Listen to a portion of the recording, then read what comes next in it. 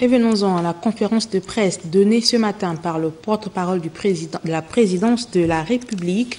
Aïké Ngoni est revenu face aux médias sur le calendrier du chef de l'État ces dernières semaines, entre autres Henrique Bokoko et Ludovic Bitege pour le compte-rendu.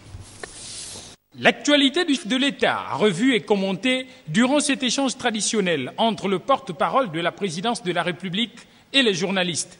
Premier pan de sa communication, les récents déplacements d'Ali Bongo Ondimba au Kenya et en Guinée équatoriale.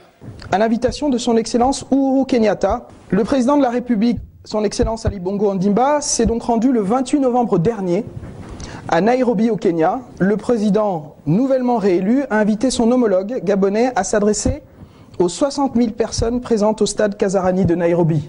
Le chef de l'État et son homologue, son Excellence Obiangema Bazogo, ont abordé différents sujets d'intérêt commun en vue de renforcer les relations multiformes entre le Gabon et la Guinée équatoriale. Le sommet Union européenne-Union africaine a mis en scène le leadership du chef de l'État, qui d'ailleurs place le Gabon au rang de pays avant-gardiste dans la lutte contre le réchauffement climatique. Le président a ainsi plaidé pour un nouveau partenariat entre l'Afrique et l'Europe. Un partenariat repensé, renouvelé.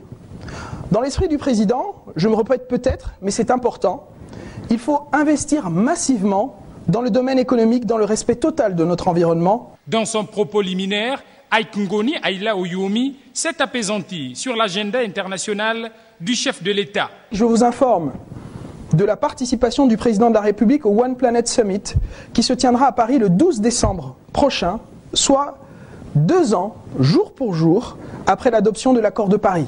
Ce déplacement se fera à l'invitation du chef d'État français, son Excellence Emmanuel Macron, pour échanger avec d'autres leaders internationaux sur les voies et moyens de matérialiser les engagements relatifs à cet accord historique.